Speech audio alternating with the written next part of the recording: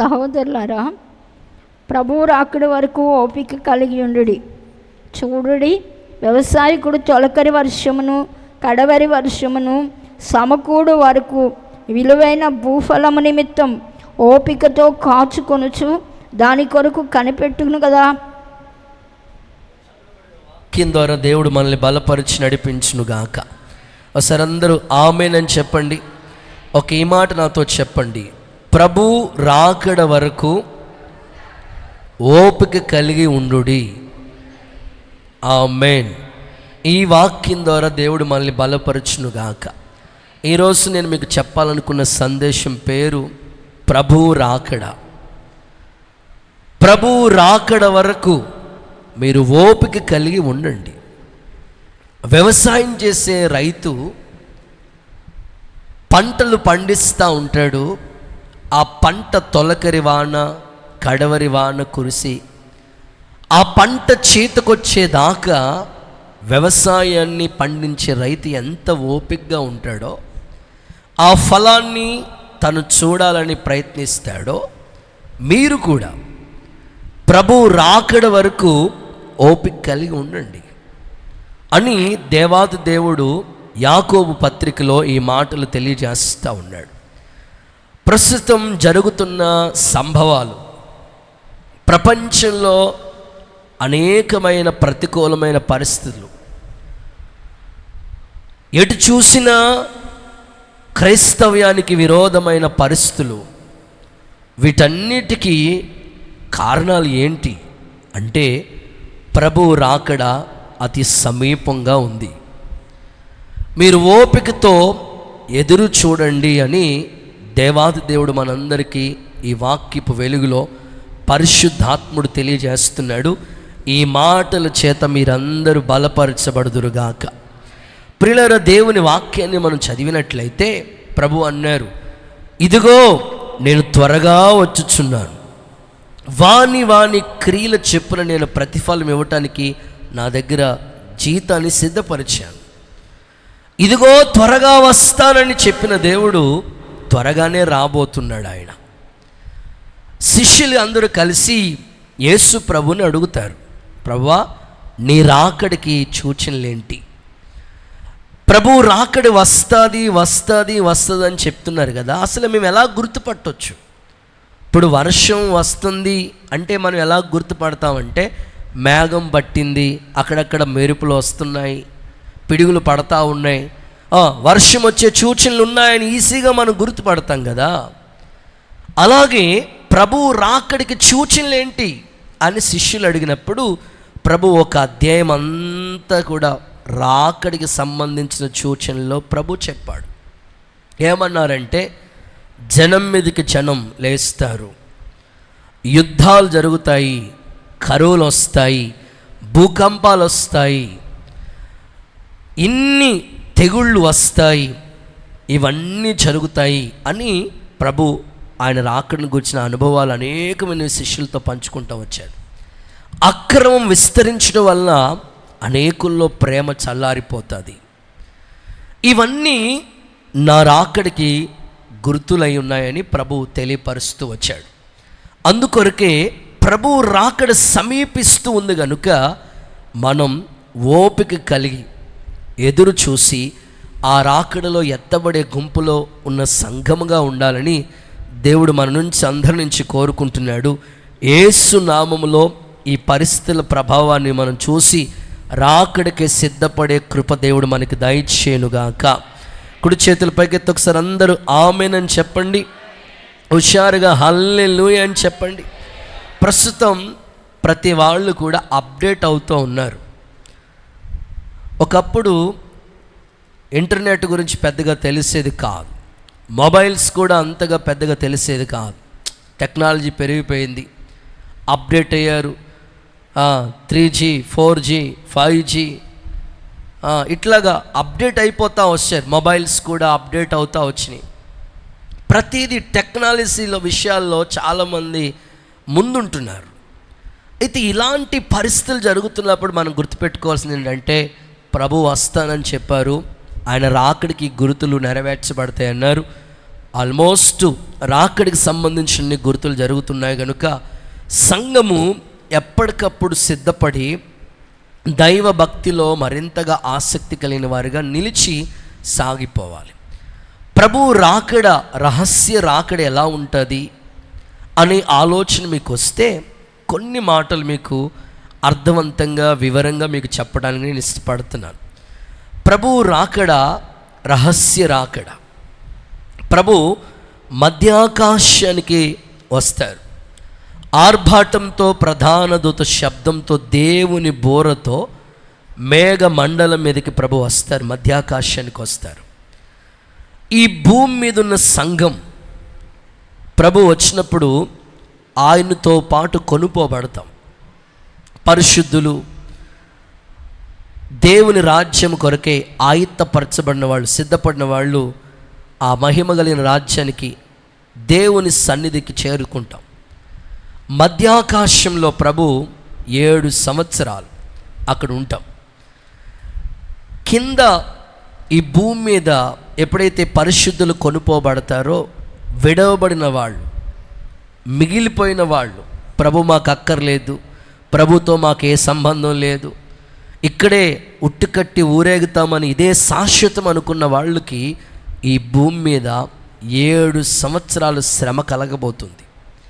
భయంకరమైన శ్రమ 7 సంవత్సరాలు కలుగుతుంది. ఆ తర్వాత పరిశుద్ధులందరూ కలిసి మరలా ఈ భూమి మీదకి వస్తాం. 1000 ఏండ్ల పరిపాలన జరుగుతుంది. ఇవి ప్రభు రాకడికి సంబంధించిన అనేకమైన అనుభవాలు పరిశుద్ధ గ్రంథంలో రాసిపెట్టారు. కనుక ఇవన్నీ జరగబోతున్నవి మనమందరము కూడా ప్రభు రాకడ ఉంది, రహస్య రాకడ. ప్రభు చెప్తారు. ఆయన రాకడని గురించి ఎప్పుడు వస్తుందయ్యా అని అడిగినప్పుడు ప్రభు కొన్ని గుర్తులు చెప్తా వచ్చారు. ఏమన్నారంటే, లోతు దినములు ఎలా ఉన్నాయో నా రాకడ అలా ఉంటుందని చెప్పాడు. లోతు దినములు ఎలా ఉన్నాయో మీకు బాగా తెలుసు కదా. లోతు భార్య వెనక్కి తిరిగిపోయింది. ప్రస్తుతం చాలామంది ఒకప్పుడు భక్తి చేసిన వాళ్ళే వెనక్కి వెళ్ళిపోతున్నారు. ఏం కారణం? రాకడ గుర్తులు నెరవేర్చబడుతున్నాయి. మొదటివారు కడపటివారు అవుతారని ప్రభు చెప్పాడు. ఒకప్పుడు ఆసక్తి కలిగిన వాళ్ళు దైవాసక్తి ఎందుకు తగ్గిపోతుంది? లోతు దినాలు, లోతు భార్య వెనక్కి వెళ్ళిపోయినట్లు అనేకులు భక్తిలోంచి వెనక్కి వెళ్ళిపోతున్న రోజులు ఇవి. నోవాహు దినాల వలె ఉంటుందన్నాడు ప్రభు. నోవాహు దినములు ఎలా ఉన్నాయో మీకు బాగా తెలుసు కదా.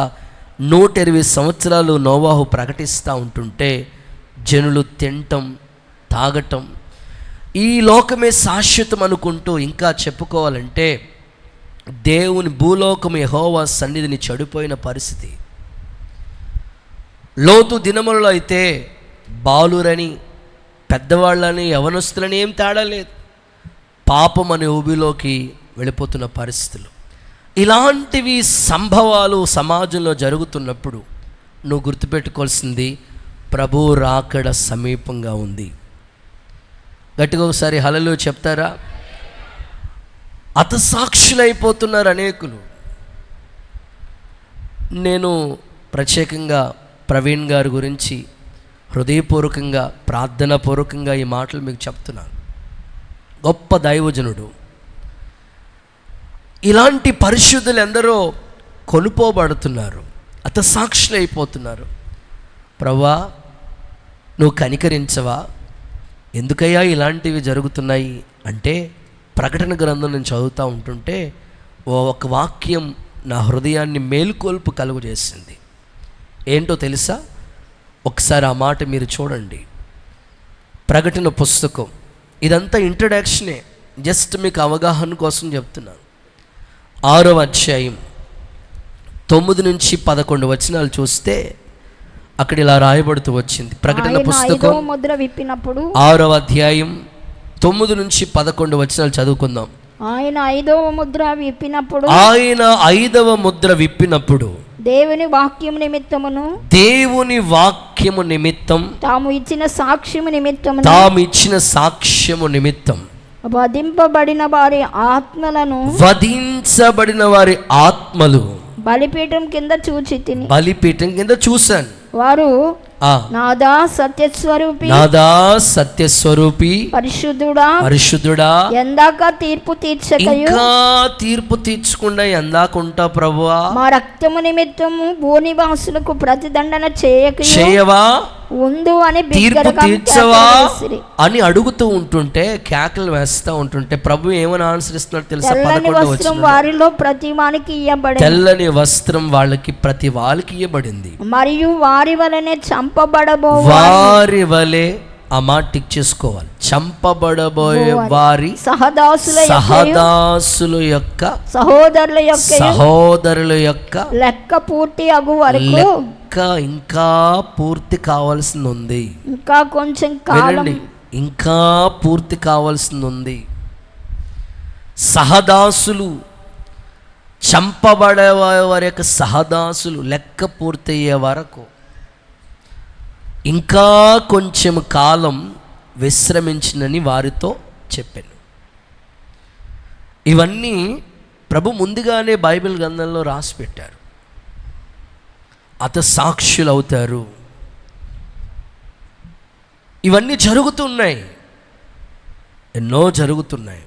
కనుక సంఘము ఇంకా దీవించు ప్రభువా, ఇంకా ఆశీర్వదించు ప్రభువా అని ప్రార్థించే రోజుల్లో లేము ఇప్పుడు.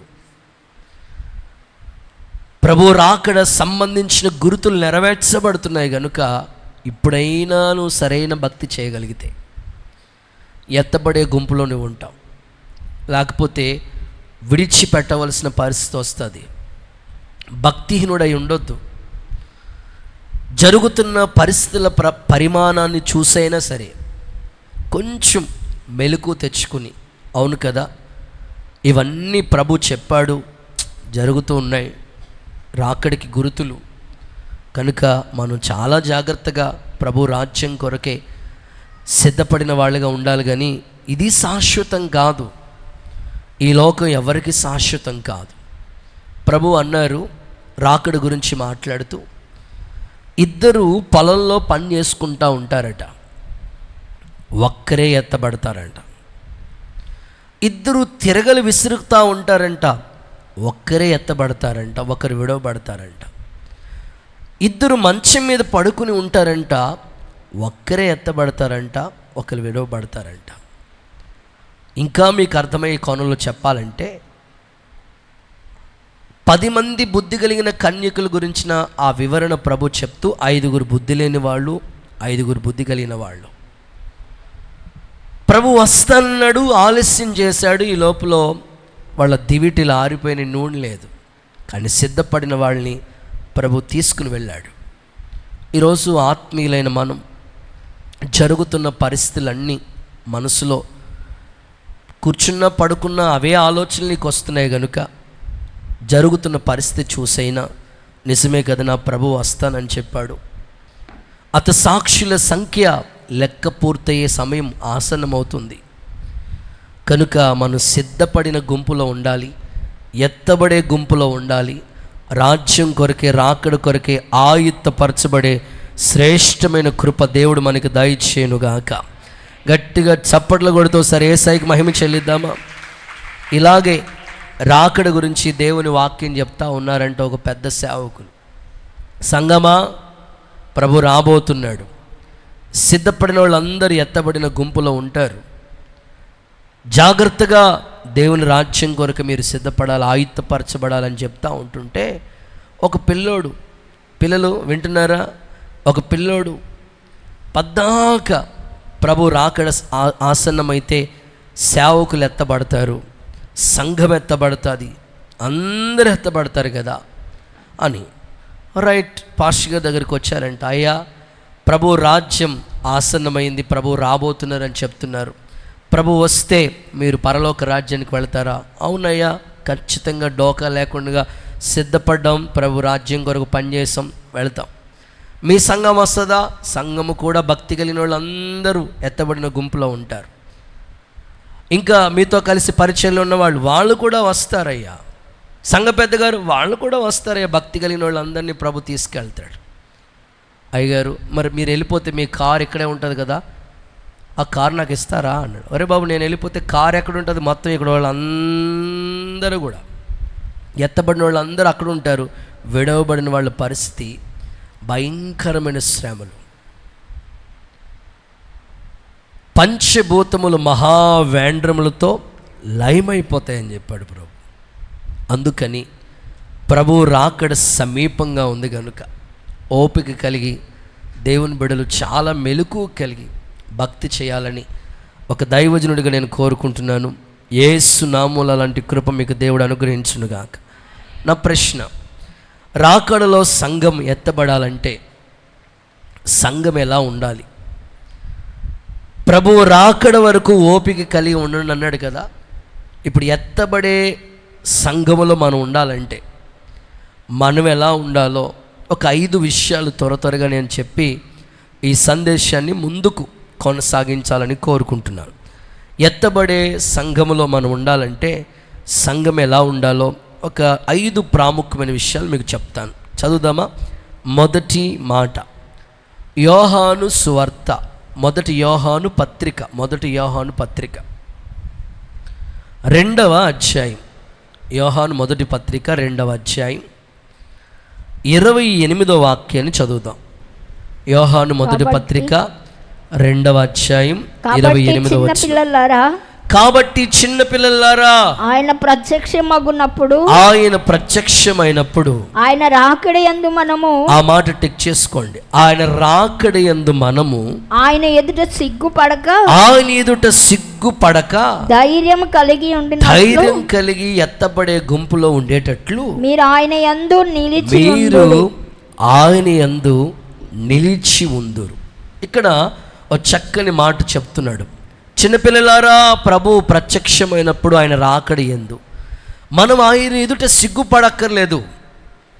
విడవబడిన పరిస్థితుల్లో మనం ఉండకూడదు. ఎత్తబడే గుంపులో మనం ధైర్యం కలిగి ఉండాలంటే మొదటి మాట, దేవునిలో నిలిచి ఉండాలి అనండి. ఒకసారి మీ నోటితో మీ పక్కోళ్ళకి చెవులు గింగిరమన్నట్టు గట్టిగా చెప్పండి. అంతే, దేవునిలో నిలిచి ఉండాలి. అప్పుడు నువ్వు సిగ్గుపడనక్కర్లేదు. అప్పుడు నీవు విడవబడిన పరిస్థితుల్లో ఉండక్కర్లేదు. ఎత్తబడే గుంపులో నువ్వు ఉండాలంటే ప్రభువు రాకడ నీకు సమీపిస్తుంది కనుక ఆ రాకడలో ప్రభువు వచ్చినప్పుడు నువ్వు ఎత్తబడే స్థితిలో ఉండాలంటే బైబిల్ చెప్తున్న అద్భుత సత్యం ఏమిటంటే, నువ్వు సిగ్గుపడనక్కర్లేని వ్యక్తిగా ఉండాలంటే దేవునిలో నిలిచి ఉండాలి. ద్రాక్షవల్లిలో తీగ ఎలా నిలిచి ఉంటుందో, ఎలా నిలిచినప్పుడు అది బహుగా ఫలిస్తుందో, దేవుని పిల్లలు దేవునిలోనే ఉండాలి, దేవునిలోనే నిలిచి ఉండాలి. అప్పుడే ఎత్తబడే గుంపులో మనం ఉంటాం. లోకానికి సంబంధించిన విషయాల్లో బాగా అప్డేట్ అవుతున్నాం అందరం, కానీ దైవిక సంబంధమైన విషయాల్లో ఏమాత్రం ఎదుగుదల లేని వారిగా కనబడుతున్నాం. మరొక్కసారి నీకు దేవుడు గుర్తు చేస్తున్నాడు, నువ్వు దేవునిలో నిలిచి ఉంటే తప్ప ఎత్తబడే గుంపులో నువ్వు ఉండలేవు. అయ్యగారు, ప్రభు రాకడ ఎప్పుడు వస్తుందో చెప్పండి, నేను ఇప్పుడే సిద్ధపడతాను. ఎప్పుడు వస్తుందో ప్రభు చెప్పలా. రహస్య రాకడ. వేకువజామున వస్తారో తెలియదు, మధ్యరాత్రి వస్తారో తెలియదు, మధ్యాహ్నం వస్తారో తెలియదు, ఎప్పుడు వస్తారో తెలియదు. కనుక నువ్వు సిద్ధంగా ఉండు. ఎలాగో తెలుసా, ఆయన అనుకోని గడియలో వస్తాడు కనుక నువ్వు ఎప్పుడు కూడా దేవునిలో నిలిచి ఉండేటట్లుగా ఉండాలి. భార్య భర్తల బంధాన్ని చూడండి. వాళ్ళిద్దరూ ఏది చేయాలనుకున్నా ఒకరికొకరు సంభాషించుకుని చక్కగా ప్రయత్నం చేస్తూ ఉంటారు. ఒక కుటుంబం లేకపోతే ద్రాక్ష చెట్లో ఉన్న తీగ ఎలా నిలిచుండి ఫలిస్తుందో, నీ భక్తి, నీ ఆత్మీయత, నీ ఆధ్యాత్మికమైన స్థితి కూడా దేవునిలో నిలిచి ఉండేటట్లుగా నీవు ఉంటే ప్రభు కోసం ఫలించే స్థాయి నీకు వస్తుంది. అప్పుడు నీవు ఎత్తబడే గుంపులో ఉంటావు, కానీ విడవబడే స్థితి నీకు రాదు. ఎంతమంది ఎత్తబడే గుంపులో ఉండాలనుకుంటున్నారో ఒకసారి చెయ్యి ఎత్తండి హో అన్నాను అనుకోండి, అన్ని చేతులు లెగుస్తాయి. కానీ ప్రభువులో ఉండండి బాబు అంటే ప్రభువులోన చాలామంది ఇచ్చే సాక్ష్యం ఏంటో తెలుసా?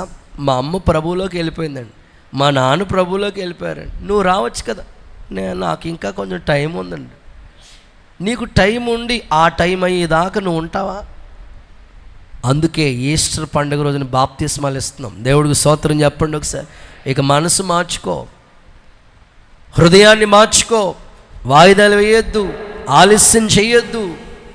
జరుగుతున్న సంఘటనలైనా నువ్వు గుర్తు చేసుకుని, ప్రభువా నీలో నేను ఉంటాను, బహుగా ఫలిస్తాను అని ఎవరైతే తీర్మానం కలిగి ఉంటారో వాళ్ళు ఎత్తబడే గుంపులో నిలిచి ఉందురుగాక, రాకడలో సిగ్గుపడకుండా వారు నిలిచి ఉందురుగాక. కొంతమంది దేవుళ్ళలో నిలిచి ఉండటం అంటే కొంతకాలం బాగుంటారు. బాప్తిసం పొందిన కొత్తలో అగ్నిలాగా ఫైర్, ఆదివారం ఆరాధన అయినా ముందుంటారు, ఉపవాస ప్రార్థన అయినా ముందుంటారు, సభలైనా కూడికలైనా ప్రార్థనలైనా ఏవైనా అన్నిటిలో ముందుంటారు. సంవత్సరం తర్వాత బండి నోటర్లోకి వచ్చేస్తుంది అన్నమాట, స్లో అయిపోతూ ఉంటుంది. ఇక 2 సంవత్సరాలు వచ్చిన తర్వాత ఆ బండిని ఇంకా మనం స్టార్ట్ చేయక్కర్లేదు, వెనకాల తోస్తే కానీ స్టార్ట్ అవుదా బండి. అంతగా దేవుళ్ళలోంచి అలా డౌన్ అయిపోతూ ఉంటారు. ఏ బాబు ఎందుకని?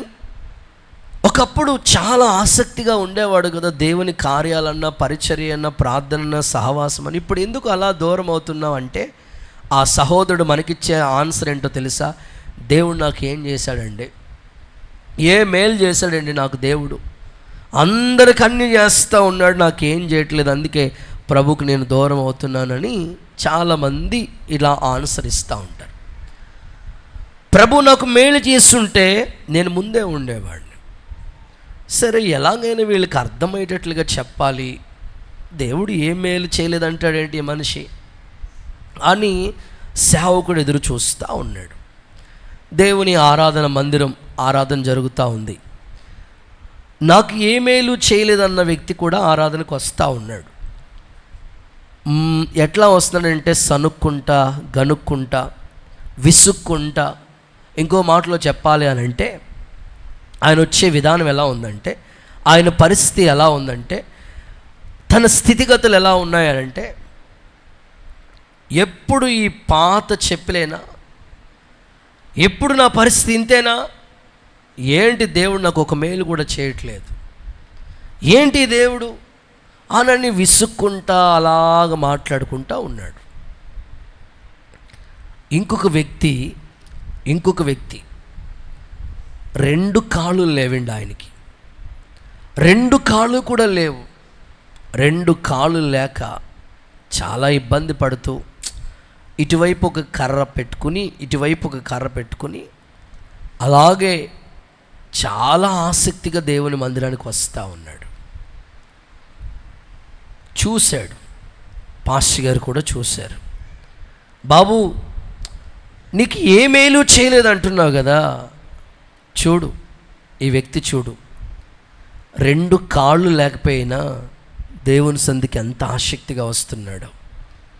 నీకు దేవుడు కాళ్ళేనే ఇచ్చాడు, ఆ పిల్లోడికి 2 కాళ్ళు లేవు కానీ ఎంతగా దేవుని దగ్గరకు ఆసక్తిగా వస్తున్నాడు. అప్పుడు వెంటనే తన మనసు సరిచేయబడి, అవును కదా, నాకు చెప్పులే, ఈ పాత చెప్పులే ఉన్నాయని దీన్ని చూసి నేను బాధపడుతున్నాను, నాకు ఇవైనా ఉన్నాయి కానీ వాడికి వేసుకోవడానికి కాళ్ళు కూడా లేవు అని దేవునికి దూరం అయిపోతున్న ఆ వ్యక్తి అతన్ని చూసి మరలా దేవునికి దగ్గర అయిపోయాడంట. చప్పట్లు కొడుతూ ఒకసారి యేసయ్యకి మహిమ చెల్లిద్దామా? ఈరోజు నేను చెప్పాలనుకున్న మాట మీ జీవితాల్లో కూడా, వెంటనే దేవుడు మేలు చేస్తాడు. కొన్నిసార్లు ఆలస్యం అవ్వచ్చు, సంతానం కావచ్చు, వివాహం కావచ్చు, ఉద్యోగం కావచ్చు, ఇల్లు కావచ్చు. అలాగని ఆలస్యం అవుతుందని దేవుని నుంచి దూరం కాకూడదు, కానీ దేవునిలోనే నువ్వు నిలిచి ఉండాలి. మీరు అడగొచ్చు, ఒక వ్యక్తి దేవునిలో నిలిచి ఉన్నాడు అనడానికి గుర్తులేంటి? 1-2 మాటలు త్వరగా చెప్తాను, చూడండి. యోహాను మొదటి పత్రికలోనే 2వ అధ్యాయం 6వ వాక్యం చూడండి ఒకసారి. యోహాను మొదటి పత్రిక 2వ అధ్యాయం 6వ వాక్యం ఒకసారి ఆయన చూడండి. యందు నిలిచి ఉన్నవాడునని చెప్పుకొనువాడు, ఆయన యందు నిలిచి ఉన్నాను అని చెప్పేవాడు ఆయన ఎలాగూ నడుచుకొనేనో, ఆయన ఎలాగ నడుచుకున్నాడో అలాగే తానును నడుచుకుని అలాగే వారు కూడా నడుచుకోవాలి. అంటే ఒక మాటలో చెప్పాలంటే దేవుని వలె నడుచుకోవాలి. అలాగ నడుచుకున్న వాళ్ళు నిజంగా దేవునిలో నిలిచి ఉంటారు. నిజంగా మేము దేవుళ్ళలోనే ఉన్నామండి, లోకంలోకి వెళ్ళలేదండి, లోక సంబంధించిన పద్ధతులు ఏమీ లేవండి, దేవుళ్ళలోనే ఉన్నాము అని అంటే దేవుడు ఎలా నడుచుకున్నాడో అలాగ నువ్వు నడుచుకోవాలట. ఆయన పరిశుద్ధుడు. నీ తలంపులు, నీ భక్తి, నీ ఆత్మీయత పరిశుద్ధమైన ప్రయాణం. ఆయన సాత్వికుడు. నీవు సాత్వికమైన మనసు, దీన మనసు, దైవభక్తి.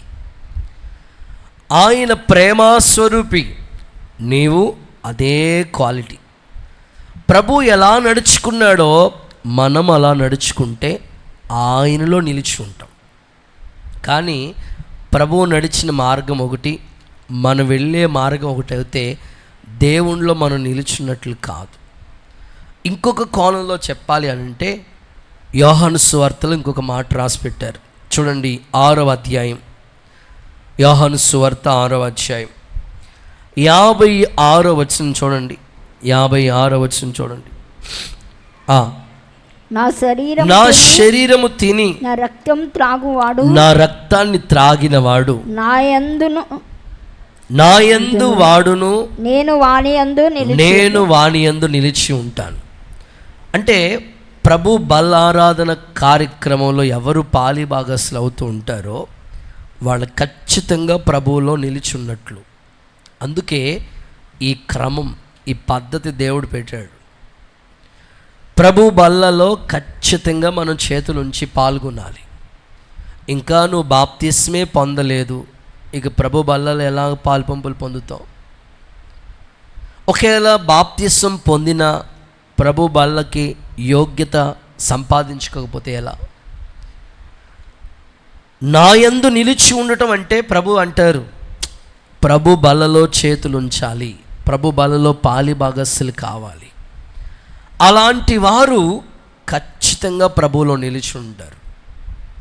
అందుకే ఈ పద్ధతి దేవుడు ఏర్పాటు చేశాడు. ప్రభు ఒక రొట్టెని ఎత్తుకుని కృతజ్ఞత స్తుతులు చెల్లించి, ఇది నా శరీరం, నన్ను జ్ఞాపకం చేసుకోవటానికి దీన్ని చేయమన్నాడు ప్రభు. ఏ ఒక్కరు కూడా అనాలోచనతో ప్రభు బలలో మనం చేతులు ఉంచకూడదు. ఒకసారి చేతులు ఎత్తి హల్లెలూయా చెప్తారా? నేను రొట్టె విరిచి పంచుతూ ఉంటాను. కొత్తగా ఓ తల్లి రక్షింపబడింది. కొత్తగా ఆమెకి ప్రభు గురించి తెలియదు. అప్పటికే 1-2 సార్లు చెప్పాం, అమ్మ ప్రభు బలారాధన అంటే ఇలా ఉంటుంది, ఇలా జాగ్రత్తగా తీసుకోవాలి, రావాలి.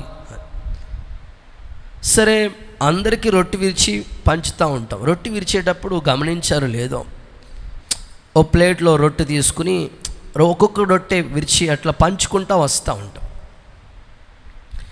రొట్టె విరిచి వాళ్ళ చేతులు పెడతాం, రొట్టె విరిచి వాళ్ళ చేతులు పెడతా ఉంటాం. ముందుగానే ముక్కలుగా చేసి పంచరు, కానీ రొట్టె విరిచి వాళ్ళ చేతులు పెడతా ఉంటాం. హడావుల్లో రొట్టె విరుచుకుని వెళ్ళిపోతా ఉన్నాం, ఒక్కొక్కరికి పంచుకుంటూ వెళ్ళిపోతున్నాం. పాపం ఆవిడ ఎప్పుడు చూసిందో పక్కోళ్ళ చేతిలో చూసింది. వాళ్ళ చేతిలో పెద్దగా ఉంది, ఈవిడ చేతిలో చిన్న ముక్క ఉంది. నీకు పెద్దది పెట్టాడు, నాకేమో చిన్నది పెట్టాడు, నేను గుడికి రానట్టుంది ఆమె. అది ఏమన్నా ప్రసాదమా? ప్రభు రొట్టె నువ్వు కళ్ళు తెరిచి చూసే సమయం కాదు అది. ప్రభు శరీరం అని యోచించి జాగ్రత్తగా తీసుకోవాలి.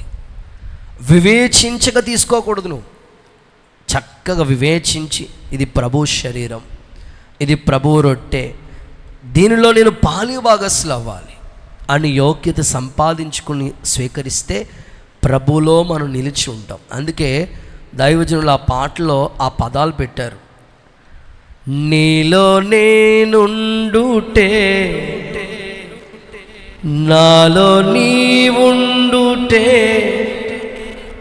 నా ఆత్మీయ అనుభవమే.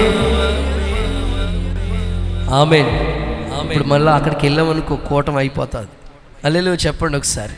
అంటే ప్రభువులో నిలిచి ఉండడానికి అది నా ఆత్మీయ అనుభవం అని రాసుకున్నారు ఆయన. ప్రభు శరీరంలో మనం పాలిభాగస్సులు కావాలి, ప్రభు పరిచర్యలో మనం పాలిభాగస్సులు కావాలి, ప్రభువులో అప్పుడే నిలిచి ఉండడానికి అవకాశం ఉంటుంది.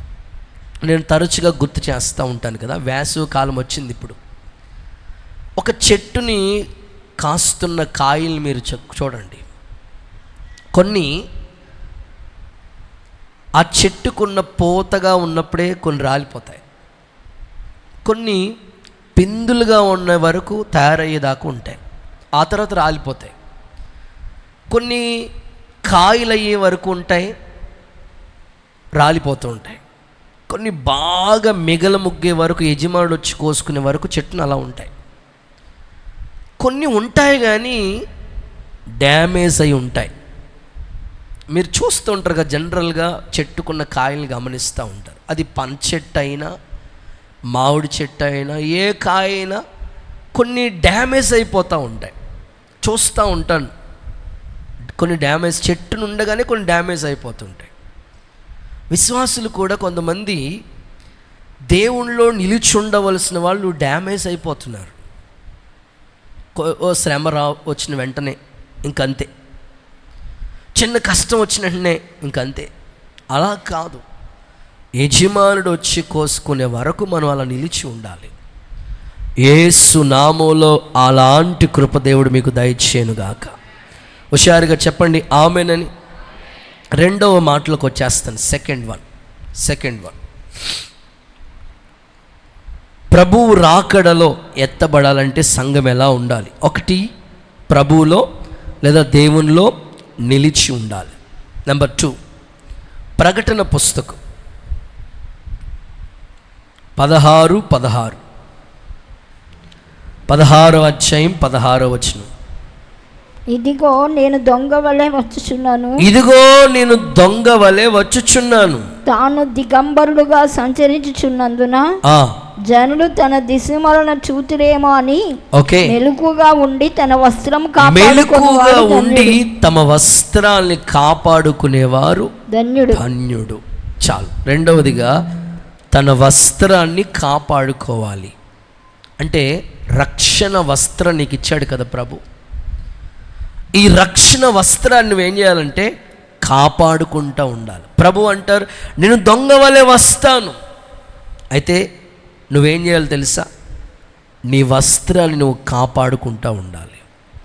చాలామంది ఆత్మీయులైన వాళ్ళు వాళ్ళ వస్త్రాన్ని పోగొట్టేసుకుంటున్నారు. ప్రభువే ఒక ఉదాహరణగా చెప్పారు. యెరూషలేము నుంచి యెరికోకు దిగి వస్తున్న వ్యక్తి దొంగల చేతిలో చిక్కుకున్నాడు. ఆ దొంగోడు వెండి బంగారం డబ్బులు పట్టుకెళ్ళేవాడు కాదు, వాడు నీ విలువైన రక్షణ కొట్టేసేవాడు. రక్షణ వస్త్రాన్ని పోగొట్టి కొర ప్రాణంతో విడిచిపెట్టాడు. వాక్యంలో మనం చూస్తాం, యాజకుడు వచ్చాడు, లేవీయుడు వచ్చాడు, పట్టించుకోలేదు. మంచి సమరేడే జాలి పడ్డాడు, పూటకుని వాని ఇంటికి తీసుకెళ్ళాడు, 2 దేనారములు ఇచ్చి పోషించాడు. ఈరోజు ఆత్మీయంగా చెప్తున్నాను, ఇక్కడ కూర్చున్న మీరందరూ కూడా మీరు పొందుకున్న విలువైన రక్షణ వస్త్రం ఎప్పుడూ కాపాడుకుంటూ ఉండాలి. రక్షణ వస్త్రాన్ని పోగొట్టుకుంటే ఎత్తబడే గుంపులో మీరు ఉండలేరు. అందుకే భక్తుడు ఇలా ప్రార్థించాడు, రక్షణ పాత్రను చేత పట్టుకుని యెహోవా నామమును ప్రార్థన చేస్తాను. రక్షణ గురించి మాట్లాడుతూ ఇది దేవుని వరమే తప్ప వేరొకటి కాదు. దేవుడిచ్చిన వరం. ఇశ్రాయేలు, నీ భాగ్యం ఎంత గొప్పది, యెహోవా రక్షించిన నిన్ను పోలిన వారు ఎవరున్నారు? నీ రక్షణయే నాకు ప్రాకారము. అంటే రక్షణ అనేది ఒక ప్రాకారం, నీ ఆత్మీయ జీవితానికి ఒక కంచె, నీ భక్తి జీవితాన్ని కాపాడుతూ ఉంటుంది రక్షణ. అందుకే రక్షణ వస్త్రాన్ని పోగొట్టుకోకూడదు. సృష్టి ప్రారంభంలో మొదటి మనిషి పాపం చేసి దేవుని మహిమను పోగొట్టుకున్నప్పుడు దేవుడు ఒక గొర్రె పిల్లను వధించి వస్త్రాలు ఇచ్చాడు, కప్పాడు ప్రభు. ఆ గొర్రెపిల్ల ప్రభు అయిన యేసుక్రీస్తు. నీకు నాకు రక్షణ ఎలా వచ్చిందో తెలుసా? కల్వరి కొండపై, గొల్గతాపై, సిలువలో ఆకాశానికి భూమికి మధ్యలో ప్రాణమే అర్పించుట వలన విలువైన రక్షణ నీకు వచ్చింది. మరి ఇంత గొప్ప రక్షణ నువ్వెలా పోగొట్టేసుకుంటున్నావు? అందుకని రక్షణ పోగొట్టుకోకూడదు. రక్షణ వస్త్రాన్ని కాపాడుకునే వాళ్ళే ఎత్తబడే గుంపులో ఉంటారు. చేతులు ఎత్తి ఒక్కసారి హల్లెలూయా చెప్తారా? ఇంకొంచెం గట్టిగా హల్లెలూయా చెప్తారా? బైబిల్ ఏమంటుందో తెలుసా? బుద్ధిపూర్వకంగా పాపం చేసి ఉంటే క్షమాపణ ఉండదు.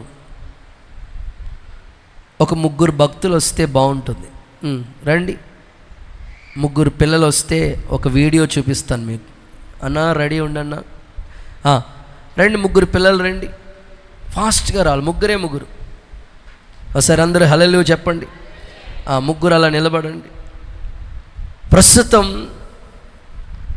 విశ్వాస జీవితం ఎలా ఉంటుందో ఈ వీడియో చూస్తే మీకు అర్థమవుతుంది. జాగ్రత్తగా మీరు చూడండి, వినండి. శామ్యుయల్ ఇటు వచ్చేసి, రైట్, ఇటు పక్క వచ్చేసి, గుడ్. ఓకే, అందరికన్నా హైట్లో ఉన్నావు నువ్వు. Okay, very good. ఒకసారి అందరూ హల్లెలూయా చెప్పండి. నా వైపు చూస్తూ గట్టిగా హల్లెలూయా. సో ఈ వ్యక్తి రక్షింపబడ్డాడు. రక్షింపబడ్డావా? ఇంకెప్పుడు సిద్ధమైపోవాలి ఈస్టర్ పండుగకి. హల్లెలూయా చెప్పండి ఒకసారి. ఓకే, రక్షింపబడ్డారు అనుకోండి. ఇటు నా వైపు చూస్తూ ఉండాలి. రక్షింపబడి గొర్రెపిల్ల జీవగ్రంథంలో పేరు లిఖించబడి భక్తి మార్గాలను నడిపించబడతా ఉన్నాడు. కాలేజీకి వెళ్తున్నాడు అనుకో. కాలేజీకి వెళ్తున్నావా? ఇంకా కాలేజీలో జాయిన్ అవ్వాలా? ఓకే, వెళుతున్నాడు అనుకోండి. సో ఈ కాలేజీ లైఫ్, భక్తి, రక్షణ మార్గం అంత బాగానే ఉంది. ఇప్పుడు రక్షింపబడిన తర్వాత మరలా ఏ పాపం అయితే విడిచి వచ్చాడో ఆ పాపం జోలికి వెళ్తూ ఉంటుంటే బైబిల్ ఇతని గురించి చెప్పే మాట ఏంటో తెలుసా? మీరు గ్రంథాలు తెరవండి ఒకసారి. హెబ్రీ పత్రికలో 10వ అధ్యాయంలో 26వ వాక్యం చూడండి ఒకసారి. హెబ్రీ పత్రిక 10:26 చూస్తే, ఒకసారి రక్షింపబడిన తర్వాత మరలా బుద్ధిపూర్వకంగా పాపం చేస్తే, చూడండి ఒకసారి, మనము సత్యమును గూర్చి అనుభవ జ్ఞానం పొందిన తర్వాత, బుద్ధిపూర్వకంగా సత్యమును గూర్చి అనుభవ జ్ఞానం అంటే రక్షింపబడిన స్థితి. సత్యం ఏంటో మనకు అర్థమైంది, అనుభవ జ్ఞానం వచ్చింది, రక్షణ అంటే తెలిసింది. పొందిన తర్వాత బుద్ధిపూర్వకంగా అంటే తెలిసి కూడా, పర్వాలేదులే ప్రభు ప్రేమస్వరూపి, దయామయుడు, కరుణావాత్సల్యుడు, కరుణా సంపన్నుడు అని నువ్వు ఒకవేళ మరలా పాపం చేసావు అనుకో, పాపాలకి క్షమాపణ ఉండదు, బలి ఉండదు. చూడండి, ఈ కుర్రోడు, ఈ యవనస్తుడు, ఇటువైపు చూడన్న, ఇప్పుడు వీళ్ళ 3 దాటుకుంటూ వెళతా ఉన్నాడు.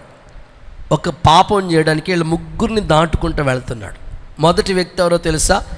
యేసు ప్రభు. Hello, are you ready? Yesu ప్రభు. తర్వాత యేసు రక్తం, ఆ తర్వాత పరిశుద్ధాత్ముడు. వీళ్ళ 3 తొక్కుని ఆ తర్వాత వెళ్ళి పాపం చేయాల.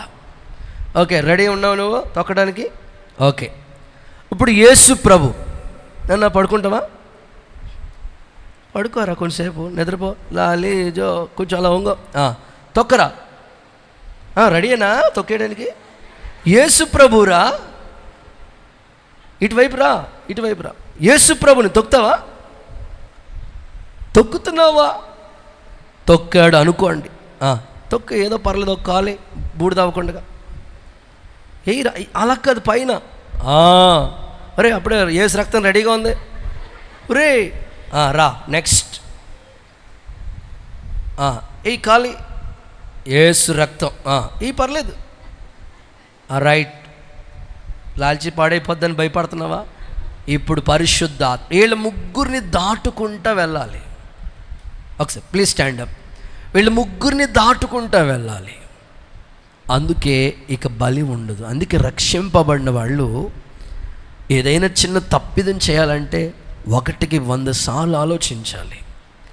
అయ్యో, యేసు ప్రభువుని మరలా నేను సిలువేస్తున్నాను, ఆయన రక్తాన్ని తొక్కి వెళుతున్నాను, ఇదిగో పరిశుద్ధాత్ముడు హృదయాన్ని కూడా బాధ పెడుతున్నాను.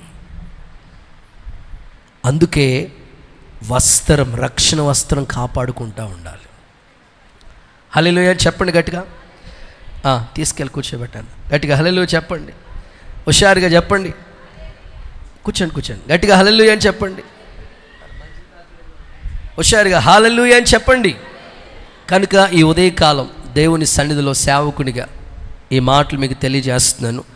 మీ ఆత్మీయ జీవితంలో రక్షణ అనే వస్త్రాన్ని కాపాడుకుందురుగాక. హుషారుగా హల్లెలూయా అని చెప్పండి. 2 చేతుల పైకెత్తి హల్లెలూయా అని చెప్పండి. రైట్. ఆదికాండ గ్రంథం 9వ అధ్యాయం 20 నుంచి 21 వరకు చదివితే అక్కడ ఒక నోవహు కనబడుతున్నాడు. ఈయన వినాలి. చదువుతారు ఇప్పుడు. ఒకసారి చదవండి, విందాం. నోవాహు వ్యవసాయం చేయను ఆరంభించి ద్రాక్ష తోట వేసెను. ఓకే. పిమ్మట ద్రాక్షరసం తాగి మత్తుడై తన గుడారంలో వస్త్రహీనుడుగా ఉండెను. రక్షణ వస్త్రాన్ని పోగొట్టుకున్నాడు, వస్త్రహీనుడైపోయాడు. చూడండి, నోవాహు జీవితం మనకి బాగా తెలుసు. 120 సంవత్సరాలు ప్రయాసపడ్డాడు. ఒకప్పుడు నీతిమంతుడే, వాడ కట్టినవాడే, చాలా ప్రయాసపడినవాడే. కానీ తాగి మత్తుడై వస్త్రహీనుడయ్యాడు. ఈరోజు చాలామంది వస్త్రాన్ని ఎందుకు పోగొట్టుకున్నారంటే మత్తు. రక్షింపబడిన వాళ్ళు తమ భక్తి జీవితాన్ని ఎందుకు పోగొట్టేసుకుంటున్నారు? మత్తులో ఉన్నారు. 4 రకాల మత్తుల గురించి చెప్తాను. ABCD అని 4 మాటలు చెప్తాను ఇందులో. చాలామంది రక్షింపబడిన తర్వాత రక్షణ ఎందుకు పోగొట్టేసుకున్నారంటే మత్తులో ఉన్నారు. ఈ మత్తు వాళ్ళని ఏం చేస్తుందంటే వస్త్రహీనుడు. నోవాహు వాడకట్టిన వాడే, నోవాహు నీతిమంతుడే, నోవాహు నిందారహితుడే, కృప పొందినవాడే, అంతా తన కుటుంబాన్ని కూడా రక్షణలోకి నడిపించిన వాడే. కానీ ఎందుకు మత్తుడైపోయాడు? ఎందుకు వస్త్రహీనుడైపోయాడు అంటే మత్తు. ప్రియులారా, ఈరోజు విశ్వాస జీవితం ఎలా ఉందంటే మత్తులో ఉంటున్నారు కొంతమంది. ఎలాంటి మత్తులో ఉన్నారో తెలుసా? తిండి అనేది ఒక మత్తు. తిండి, విపరీతమైన తిండి, అది ఒక మత్తు. చూడండి, తినలేనంతసేపు చాలా నీరసంగా ఉంటుంది. నీరసంగా ఉందండి బాబు, అసలు నీరసం వచ్చేస్తుందండి బాబు, నీరసం వచ్చేస్తుంది. సరే తింటాం. తిన్న తర్వాత కూడా నీరసం వచ్చేస్తుంది. ఏందిరా? మత్తు. చూడండి, నిద్ర ఎప్పుడు వస్తుందో తెలుసా? తిండి తిన్న తర్వాత నిద్ర వస్తుంది. మత్తు అది. అలాగని తినొద్దని నేను చెప్పను. వారం రోజులు తినండి. ఒక్క పూట మాత్రం మీ శరీరాన్ని ప్రభు పరిచర్య కొరకు, ఆత్మీయ ఆరోగ్యం కొరకు కనీసం ఒక్క పూట. క్రైస్తవ కుటుంబంలో పుట్టి పెరుగుతున్న వాళ్ళు ఫాస్టింగ్ ప్రేయర్ అనేది అలవాటు చేసుకోవాలి. అది నీ భక్తికి ఒక మంచి పునాది. డాక్టర్స్ కూడా చెప్తారు, వన్ డే లేదా హాఫ్ డే అయినా ఫాస్టింగ్ ఉండండి. అది క్రైస్తవునికి మంచి లక్షణం. మత్తులో ఉన్నవాళ్ళు ఇక భక్తి గురించి ఆలోచించరు. తిండి అనేది మత్తులోకి తీసుకెళ్ళిపోతుంది.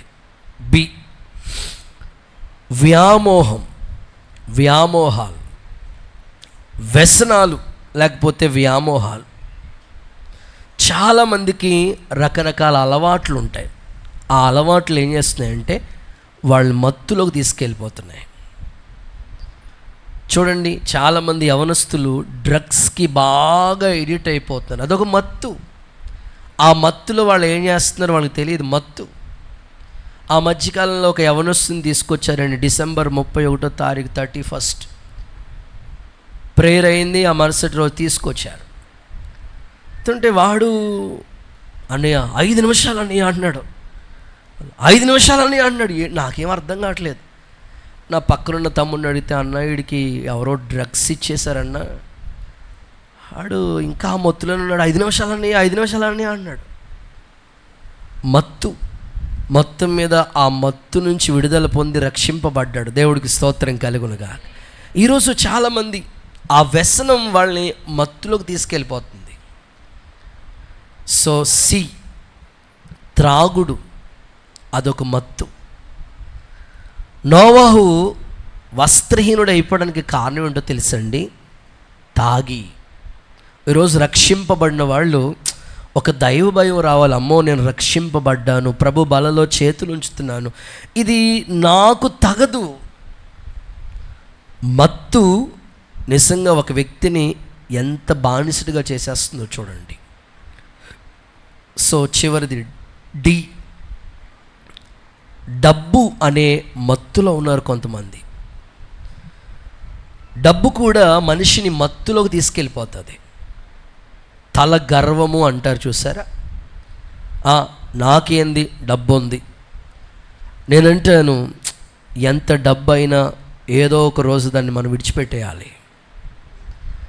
అంటే నీ ఆత్మీయ జీవితంలో తిండి ఒక మత్తులోకి తీసుకెళ్ళిపోతుంది, వ్యసనాలు ఒక మత్తులోకి తీసుకెళ్ళిపోతుంది, త్రాగుడు ఒక మత్తులో తీసుకెళ్ళిపోతున్నాయి. ఇంకో మాటలో చెప్పాలంటే డబ్బు కూడా ఒక వ్యామోహం మత్తులోకి తీసుకెళ్ళిపోయి ప్రజలు ఆ మత్తులో బానిసలైపోయి రక్షణను కోల్పోతూ ఉన్నారు.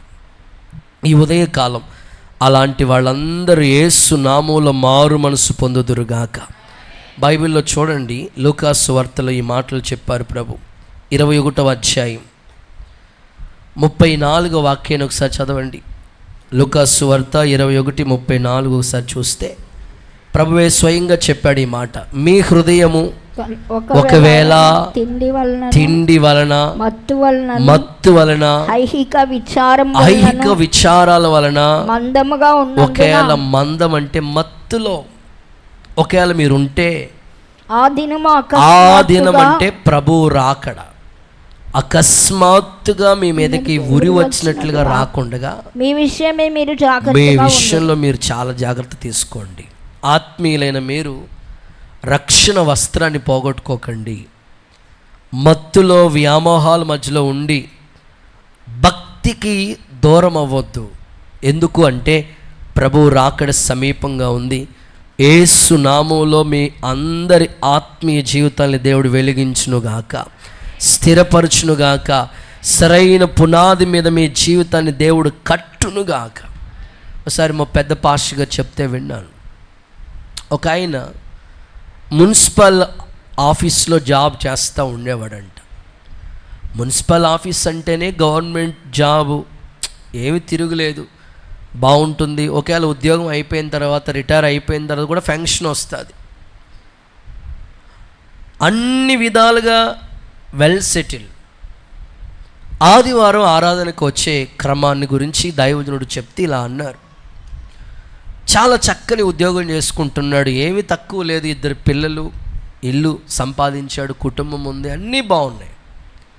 ఆదివారం ఆరాధనకి 4 భార్య భర్త పిల్లలు 4 ఒక బండి మీద ఆరాధనకు వస్తూ ఉండేవారు. ఇరుకైపోతుంది, పిల్లలతో కుటుంబం కష్టమైపోతుందంటే దేవుడు కనికరించి వాళ్ళకి ఒక మంచి వాహనం, కారు కూడా ఇచ్చారు. చక్కగా మున్సిపల్ ఆఫీస్లో ఉద్యోగం చేసుకుంటున్నాడు, డ్యూటీ చేసుకుంటున్నాడు. ఆదివారం అయినప్పటికీ ఆరాధనకు వచ్చి వెళుతూ ఉన్నాడు. రోజులు గడుస్తూ ఉన్నప్పుడు మత్తు కదా, మత్తు ఎలాంటి పరిస్థితి తీసుకెళ్తుందో చెప్తున్నాను. వ్యామోహాల మధ్యలో ఉన్నవాళ్ళు వ్యసనం అంట మనిషిని నీరు కారిపోయేటట్లుగా చేస్తుందంట. ఆ మత్తులో ఉన్నాడు ఆ వ్యక్తి. ఎట్లా ఉన్నాడంటే నాకు డబ్బు వస్తుంది, ఇంకా ఏదో చేస్తే బాగుంటుంది అనుకున్నాడు. ఆలోచించాడు, ఏం చేద్దాం. ఎవరో స్నేహితుడు పరిచయం అయ్యాడు. స్నేహితుడితో కలిసి పరిచయం చేసుకుని మనం ఒక పని చేద్దాం, ఒక బిజినెస్ స్టార్ట్ చేద్దామని అనుకుని స్నేహితుడితో కలిసి బిజినెస్ స్టార్ట్ చేయటం మొదలుపెట్టాడు. ఎట్లాంటి బిజినెస్ అంటే అది ఈ కాంట్రాక్ట్ వర్క్లు ఉంటాయి కదా, ఈ బ్రిడ్జిల నిర్మాణం, వంతెనలు కడతా ఉంటారు, అక్కడక్కడ రోడ్లు వేస్తున్నప్పుడు వంతెనలు కడతా ఉంటారు. ఆ కాంట్రాక్ట్ వర్క్ ఒకటి తీసుకుందాము, నేను తీసుకుంటాను, నువ్వు నాతో పాటు పార్ట్నర్గా ఉండు, ఇద్దరు కలిసి చేద్దాం అని అన్నాడు. సరే అనుకుని దాంట్లో జాయిన్ అయ్యాడు. బాగుంది, కాంట్రాక్ట్ 50-50, చాలా అద్భుతమైన లాభాలు వస్తున్నాయి. ఈ ప్రతిసారి ముందుగా ఈ మున్సిపల్ ఆఫీస్లో జాబ్ చేసుకుంటున్నప్పుడు రెగ్యులర్గా ప్రతి ఆదివారం ఆరాధనకు వచ్చేవాడు, భక్తి చేసేవాడు, క్రమం అన్నీ బాగుండే. ఎప్పుడైతే కాంట్రాక్ట్ వర్క్ తీసుకున్నాడో భక్తికి దూరం అయిపోయి, నెలలో 4 ఆదివారాలు ఆరాధన జరుగుతూ ఉంటుంటే నెలలో 1 ఆదివారమే, అది కూడా ప్రభు బల్ల ఆరాధనకి మాత్రమే వచ్చి ప్రార్థనలో ఉండి వెళతా ఉండేవాడు. మిగిలిన 3 వారాలు ఆబ్సెంట్లో ఉండేవాడు. పాస్టర్ గారు గమనించి, నాన్న నీకు ఎంత దేవుడు ఏ ఆశీర్వాదాన్ని ఇచ్చినా భక్తికి దూరం అవ్వకూడదు. ఏ స్థాయికి వెళ్ళిపోయినా దేవుడిచ్చిన ఆ స్థితిని మర్చిపోతే మనం సంపాదించుకున్నవన్నీ ఇక్కడే ఉండిపోతాయి, మనం అక్కడికి వెళ్ళాలి కదా, ఇబ్బంది పడతాం, దేవుడికి దూరం అవ్వద్దని చాలాసార్లు దైవజనుడు వారు కలిసినప్పుడల్లా మాట్లాడినప్పుడల్లా చెప్పి హెచ్చరిస్తూ ఉండేవారు. సేవకులు ఎట్లా చెప్తారులే అని అనుకుని ఆయన 4 ఆదివారాల్లో 1 ఆదివారమే అటెండ్ అవుతూ ఉండేవాడు. రోజులు గడుస్తున్నాయి, బిజినెస్ బాగుంటుంది. ఇంకా ఆ బల్లారాధన కూడా తర్వాత నెల నుంచి వాక్యానికి మధ్యలో రావటం, ఆ మరుసటి నెలలోంచి వాక్యం అంతా అయిపోయిన తర్వాత రావటం, ఇక లాస్ట్కి వచ్చినప్పటికీ అందరు రొట్టె విరిచేటప్పుడు ఆఖరిలో లాస్ట్లో వచ్చి జాయిన్ అవ్వటం. సేవకులు చూసి పర్సనల్గా పిలిచి, నన్న దేవుడు నిన్ను బ్లెస్ చేశాడు, 2 పిల్లల్ని ఇచ్చాడు, కుటుంబం ఉంది, అన్నీ బాగున్నాయి, దేవుడికి దూరం అవ్వద్దు, నీ రక్షణ వస్త్రాన్ని పోగొట్టుకోవద్దు చెప్పినా ఆయనకు అర్థం కాలేదు. ఎందుకంటే మత్తులో ఉన్నాడు, వ్యసనాలకి అలవాటు అయిపోయాడు. భార్యకి తెలియకుండా ఎన్నో లోక సంబంధమైన అలవాటు అయిపోయినవి. భార్య ఎన్నేని చెప్తుంది, రండి అని చెప్తే, నీకేం కావాలి, అన్నీ తీసుకొస్తున్నాను కదా, పిల్లల్ని చదివిస్తున్నాను కదా, ఫీజులు కడుతున్నాను కదా, అదిగో నీ పేరున ఒక ఇల్లు కొన్నాను కదా, అది నీ ఆ ఫ్లాట్ కూడా నీ పేరునే రాశాను కదా, నీకేం కావాలి ఇంకా, ఇట్లా అంటూ ఉంటాడు. అలా కాదండి, భక్తి చేయాలని కుదరదు, అలా తిరిగి వస్తూ ఉన్నాడు. చివరికి తన పరిస్థితి ఆఖరిలోకి వచ్చినప్పటికీ ఎట్లాంటి పరిస్థితి వచ్చిందంటే, ఓసారి ఫుల్గా తాగి ఫుల్గా డ్రింక్ చేసి ఆ మత్తులో డ్రైవ్ చేసుకుంటా పోతూ ఉన్నాడు. డ్రైవ్ చేసుకుంటా వెళుతున్నాడు. అప్పటికే భార్య చెప్పినా వినలేదని భార్య అన్నది వాళ్ళ అత్తమ్మకి చెప్పి, ఏమండి మీ అబ్బాయి మేము చెప్పినా వింటలేదు, కనీసం మీరైనా చెప్తే వింటాడేమో, మీరైనా చెప్పండి అంటే ఆవిడ కూడా చెప్పి విసిగిపోయింది, ఎవరి మాటే వింటలేదు. చివరికి ఒకసారి ఆయన తాగి ఫుల్గా డ్రింక్ చేసుకుని డ్రైవ్ చేసుకుంటూ వస్తున్నాడు. ఆ డ్రైవ్ చేసుకుంటున్నాడు, ఆయనే ఓన్గా డ్రైవ్ చేసుకుంటున్నాడు. అదే కారులో వేరే ఆమె కూడా ఉంది, డ్రైవ్ చేసుకుంటూ వస్తున్నాడు, వేగంగా వస్తున్నాడు. తాగిన మైకంలో ఉన్నాడేమో, ఆ యొక్క కారుకి బ్రేకులు ఫెయిల్ అయినాయి. ఎదురుకుండా ఉన్న లారీని ఢీ కొడితే 2 స్పాట్ డెడ్, నుజ్జు అయిపోయారండి. ఎందుకు ఇలాంటి పరిస్థితి అంటే, మత్తు మనిషిని అంత దుస్థితికి తీసుకెళ్ళిపోతుంది. ఈరోజు నా ప్రార్థన, దేవుడు నీకు ఇచ్చిన వాడితో సంతృప్తిగా ఉండు, రక్షణ మాత్రం బాగొట్టుకోవద్దు. రక్షణ చాలా విలువైంది. నోవాహు వాడ కట్టిన వ్యక్తే మత్తుడైపోయాడంటే నీ సంగతి ఏంటి ఒకసారి ఆలోచించు. వాడ కట్టిన వ్యక్తే, తన ఇంట్లో వాళ్ళని రక్షణలోకి నడిపించిన వ్యక్తే మత్తు అంత స్థితికి తీసుకొచ్చేసింది.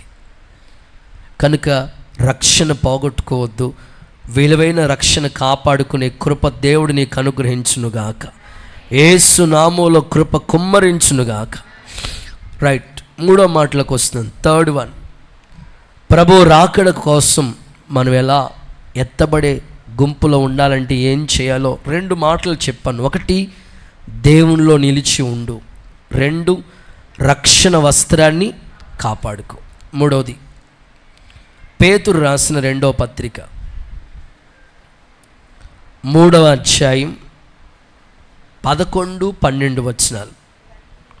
ఇవన్నీ పేతురు రాసిన 2వ పత్రిక 3వ అధ్యాయం 11, 12 వచనాలు. ఇవన్నీ ఇట్లు లయమైపోయినవి గనుక ఆకాశములు రగులుకొని లయమైపోవునట్లు పంచభూతములు మహావేంద్రములతో కరిగిపోనట్లు దేవుని దినపు రాకడ దేవుని దినపు రాకడ కోసం కనిపెట్టుచు దానిని ఆశతో అపేక్షించుచు మీరు పరిశుద్ధమైన ప్రవర్తనతోను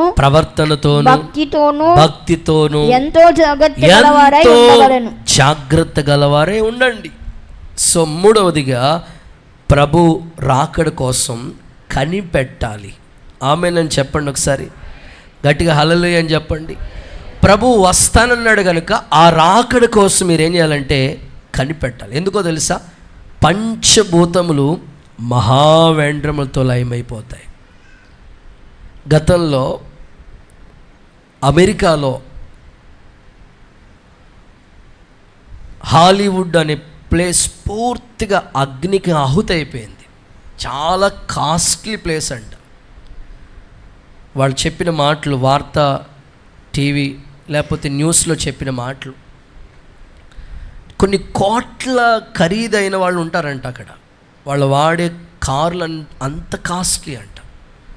రిచ్ ఫ్యామిలీస్ అన్నీ ఆ ఏరియాలో ఉంటారంట, ఆ ప్లేసెస్లో. సో దేవుణ్ణి లెక్క లేనట్లుగా చేసుకున్నారు వాళ్ళు.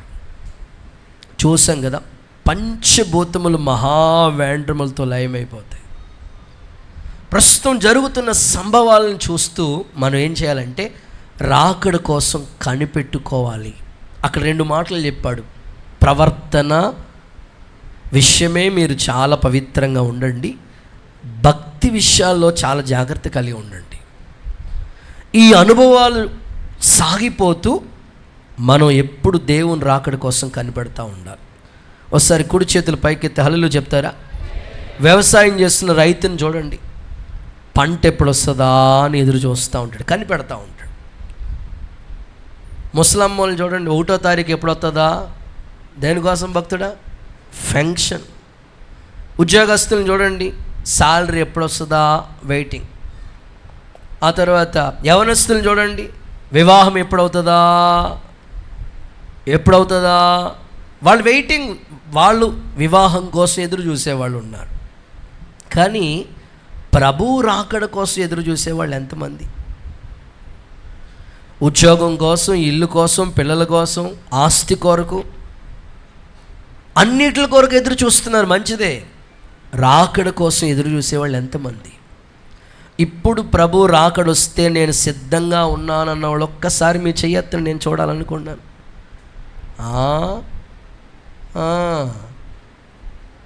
ఇంకా బ్యాంకులో బ్యాలెన్స్ ఉందండి బాబు, మా అమ్మాయి పెళ్ళి మొన్నే కుదిరిందండి బాబు, కార్డులు కూడా ప్రింట్ చేయలేదండి పాష్ గారు, మొన్నే స్లాప్ వేసానండి, రిబ్బన్ కూడా కట్ చేయలేదండి. ఇంకా మనకు బోల్డ్ ఉంటాయి, అవన్నీ ఇక్కడే వదిలేయాలి. పిల్లలారా, కనిపెట్టుకోవాలి, సిద్ధపాడు, ఎదురు చూడు.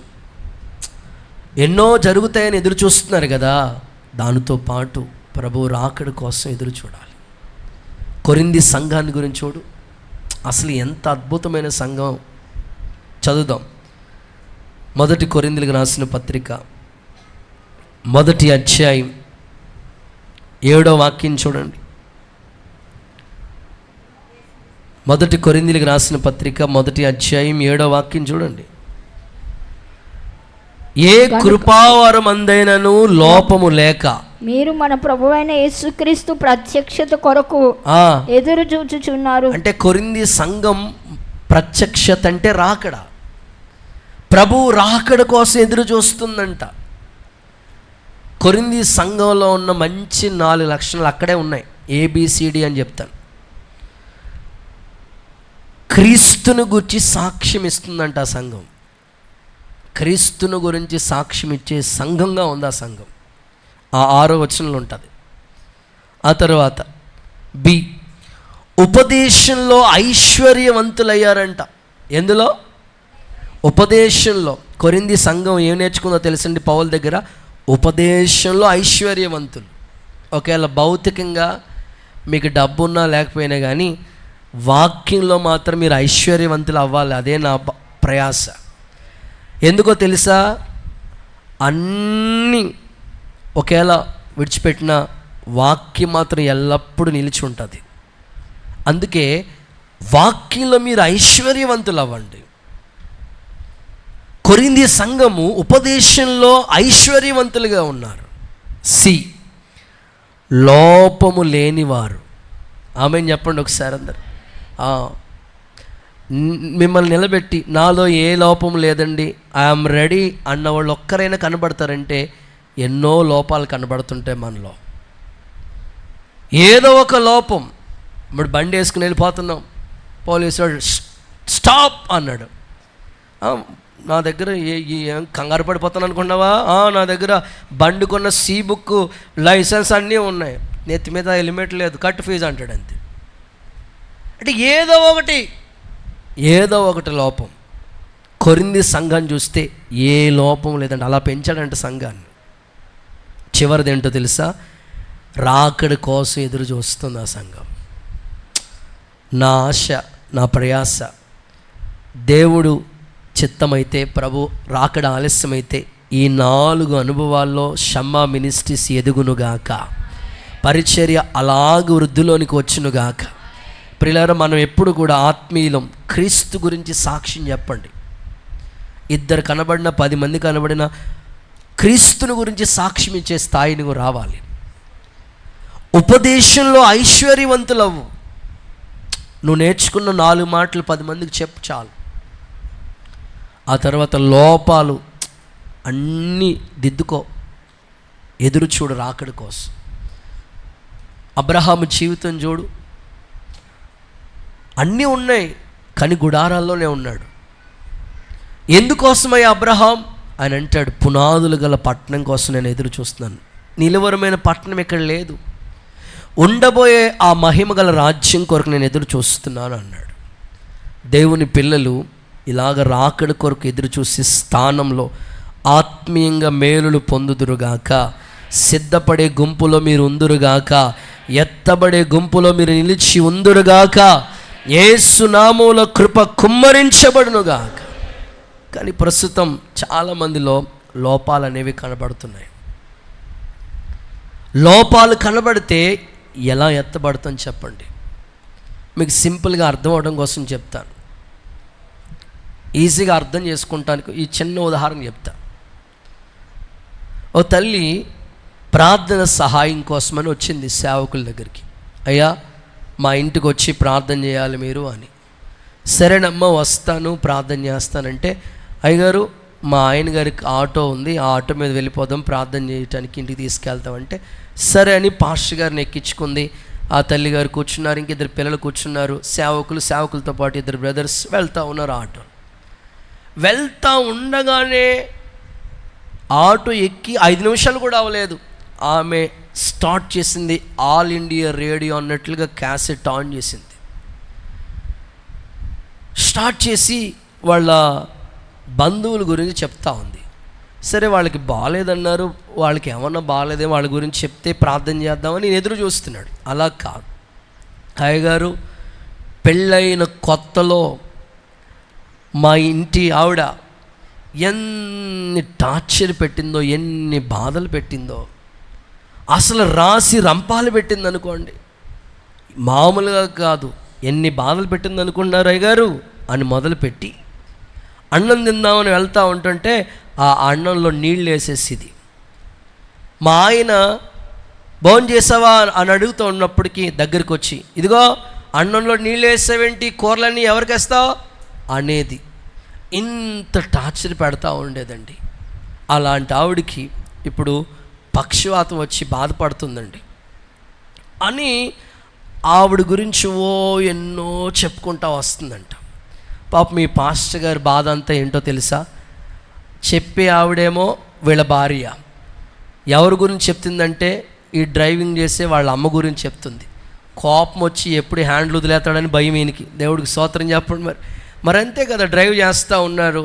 వాళ్ళ అమ్మ గురించి చెప్తుంటే మా అమ్మ గురించి చెప్తావని హ్యాండ్లు వదిలేసాడు అనుకోండి, పరిస్థితి ఏమైపోతుంది? సరే ఎన్నో చెప్తా ఉందంట. అమ్మో అస్సలు ఇంచుమించు ఒక అరగంట జర్నీలో చాలా విషయాలు చెప్పిందంట. సరే అన్ని దైవజనుడు మనసులో పెట్టుకుని సరేనమ్మా అయిపోయింది కదా ప్రార్థన చేద్దాంలే అని ఓపిక తెచ్చుకుంటుంటే అయ్యగారికి ఆలోచన వచ్చి సరేనమ్మా పోయిన ఆదివారం గుడికి వచ్చావా అని అడిగారంట పాస్టర్ గారు. ముందు వరుసలో నేనే కూర్చున్నాను చూడలేదా మీరు? నేనెందుకు కనపడతాను? అమ్మ ఇంతమందిలో వచ్చావా లేదని అడిగానమ్మా అని. సరే వచ్చానన్నావు కదా, మరి ఏ వాక్యం చెప్పాను మొన్న వారం చెప్పమ్మా అన్నారండి.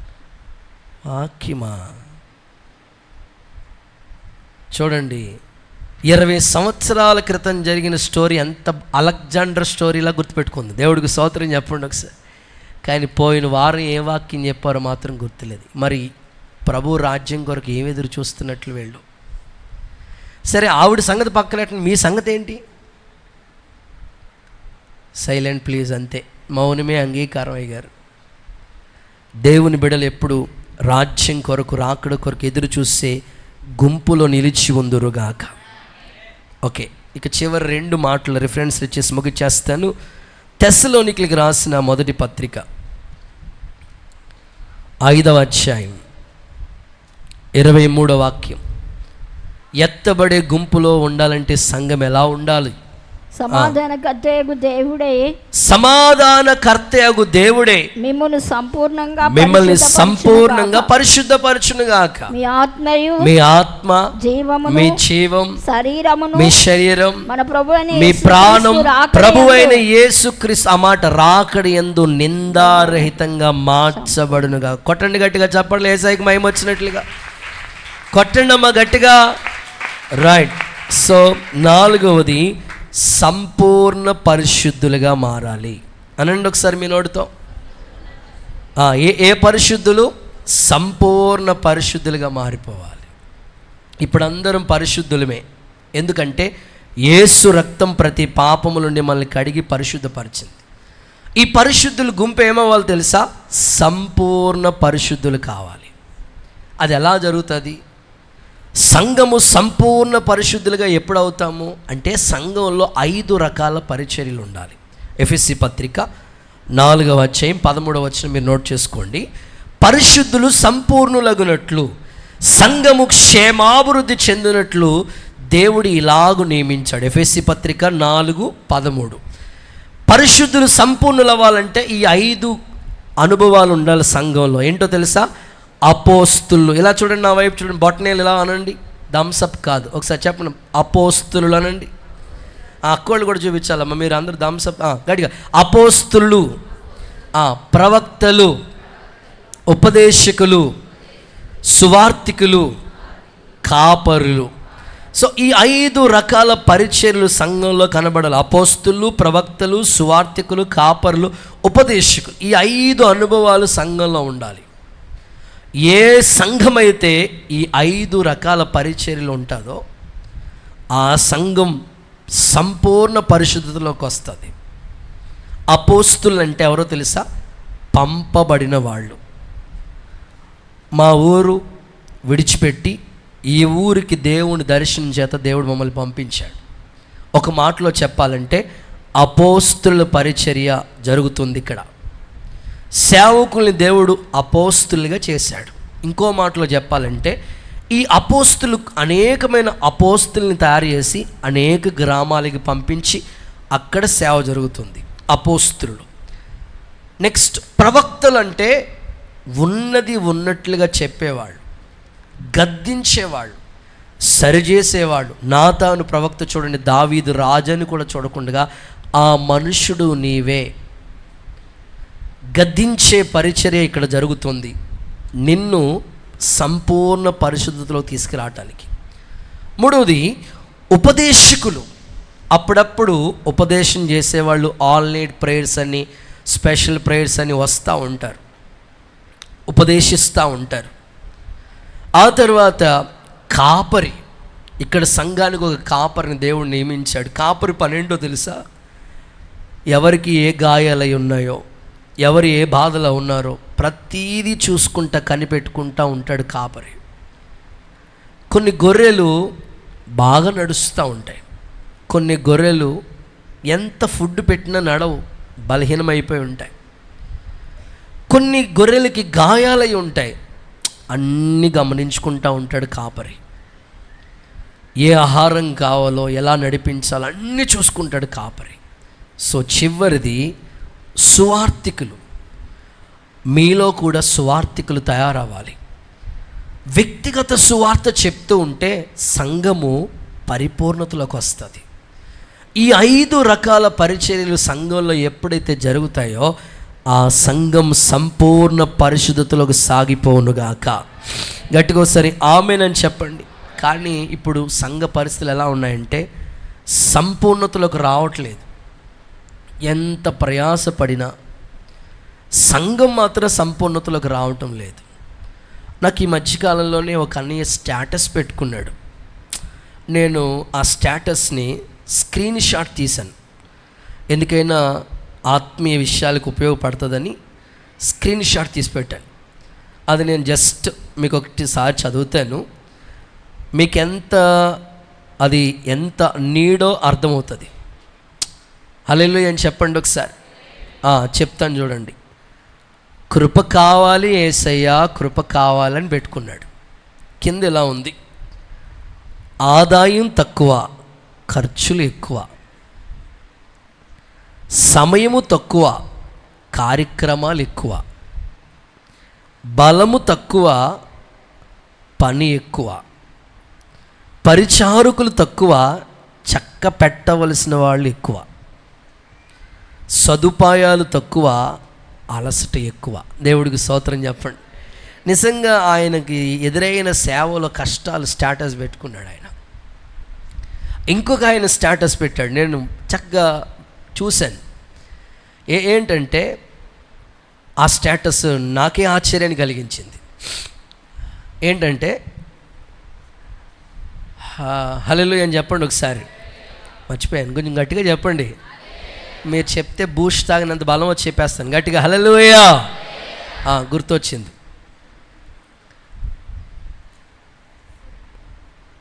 గేదె లేదా ఆవు ఎంత గడ్డి పెట్టినా పాలే ఇస్తుంది. ఆవైనా చెప్పండి అయ్యా, గేదె. కానీ పాముకి ఎన్ని పాలై, ఎన్ని గుడ్లై, మాట్లాడలేదండి మీరు, బిగిసిపోయారండి. బీరకాయలా బిగిసిపోతే ఎట్లాగమ్మా? పాముకి ఎన్ని పాలేసినా, ఎన్ని గుడ్లు వేసినా విషమే ఎత్తది. మనిషి స్వభావం కూడా అలా ఉంది అని ఆ స్టేటస్ పెట్టుకున్నాడు ఆయన. నిజమే కదా అనిపించింది నాకు. గేదె ఎంత గడ్డి, ఎంత ఆహారం పెట్టినా పాలేస్తుంది, దాని స్వభావం అది. కానీ పాముకి ఎన్ని గుడ్లే, ఎన్ని పాలే, దాని స్వభావం ఏంటంటే విషయమే. దేవుని పిల్లలు అలా ఉండకూడదండి. మన స్వభావాల్లో మార్పు రావాలి, క్రీస్తు పోలికలోకి మారాలి, సంపూర్ణతలోనికి రావాలి. అప్పుడే ఎత్తబడే గుంపులో మనం ఉంటాం.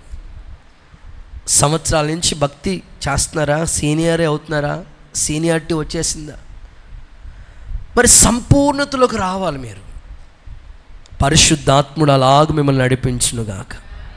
ఆఖరి మాట చెప్పి ముగిస్తాను. లూకా సువార్త 21:36. లూకా సువార్త 21:36. కాబట్టి జరగబోయి వీటన్నిటినల్లా తప్పించుకుని మనుష్య కుమారుని ఎదుట నిలబడుటకు శక్తి గలవారగునట్లు ఎల్లప్పుడూ మెలుకు కలిగి ప్రార్థన చేయండి. చాలు. ఆఖరిది, మెలుకు కలిగి ప్రార్థన చేయండి. ఓకే, జరగబోయే వీటన్నీ నువ్వు తప్పించుకుని దేవుని ఎదుట నువ్వు నిలబడాలంటే ఒకటే ఆప్షన్, మెలుకు కలిగి ప్రార్థన చేయి.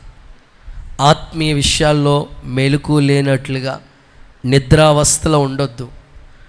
ఇప్పుడు నిద్రపోయే సమయం కాదు. క్రైస్తవులు మేల్కోండి. ఎన్నాళ్ళు ప్రార్థన చేశారు లేదో, ఇప్పుడైనా మెలుకు తెచ్చుకుని ప్రార్థన చేయండి. జరగబోయే వీటన్నీ నువ్వు తప్పించుకుని ఆయన ఎదుట నిలబడాలంటే, రాకడలో ఎత్తబడే గుంపులో నువ్వు ఉండాలంటే మెలుకు కలిగి ప్రార్థన చేయి. మెలుకు కలిగి ప్రార్థన చేయి. నీ సమయం అంతా టీవీ దగ్గర కూర్చొని వ్యర్థంగా సమయం అంతా వేస్ట్ చేసుకునే రోజులు అయిపోయినాయి. ఇప్పుడున్న రాకడికి సిద్ధపడవలసిన రోజులు ఇవి. దినములు చెడ్డవి, సమయాన్ని అయితే పోనివ్వద్దు. బైబిల్ ఇంకొక మాట ఉంది తెలుసా? చూడండి, పేతురు రాసిన మొదటి పత్రిక 4వ అధ్యాయం 7వ వాక్యం చూడండి ఒకసారి. మొదటి పేతురు 4:7. అయితే అన్నిటి అంతం సమీపించేసింది కాగా మీరు స్వస్థ బుద్ధి కలవారు. అన్నిటి అంతం సమీపంగా ఉంది. మీరైతే ఒక పని చేయాలా? ఏం చేయాలి తెలుసా? స్వస్థ బుద్ధి గలవారై ప్రార్థన చేయడానికి మెలకువగా ఉండండి. ఆల్మోస్ట్ అన్నీ సిద్ధమైపోయాయి. అన్నిటి అంతం సమీపించేసి ఎండింగ్ డేస్లో ఉన్నాం. ఇప్పుడు మనం అంత్య దినాల్లో ఉన్నాం, ఎండింగ్ డేస్లో ఉన్నాం. ఇప్పుడు నువ్వు చేయవలసింది ఏంటంటే మెలకు కలిగి ప్రార్థన చేస్తే ఎత్తబడే గుంపులో ఉంటావు. లేదు అని అనుకుంటే విడవబడవలసిన పరిస్థితి వస్తుంది. అందుకని ఒక దైవజనుడిగా, ఒక అన్నగా నేను మీకు చెప్తున్నాను, ముగిస్తూ ఉన్నాను. ప్రభువు రాకడ సమీపంగా ఉంది. ఓపికతో కనిపెట్టండి. ప్రభువు రాకడలో ఎత్తబడే గుంపులు మనం ఉండాలంటే ఏం చేయాలో ఒక 5 విషయాలు మీ ముందు పెట్టాను. నెంబర్ 1, దేవునిలో నిలిచి ఉండండి. నెంబర్ 2, రక్షణ వస్త్రాన్ని కాపాడుకో. నెంబర్ 3, ప్రభు రాకడ కోసం కనిపెట్టండి, ఎదురు చూడండి. నెంబర్ 4, సంపూర్ణ పరిశుద్ధతలోకి రండి. నెంబర్ 5, మెలకుగా ఉండి ప్రార్థన చేయండి. ఇది క్రైస్తవ సంఘం చేయవలసిన పనులు. ఇలా చేస్తే ఎత్తబడే గుంపులు మనం ఉంటాం. దేవుడు ఆయన రాకడ కొరకు మహిమగల సంఘాన్ని సిద్ధపరచునుగాక. అందరూ అలాగే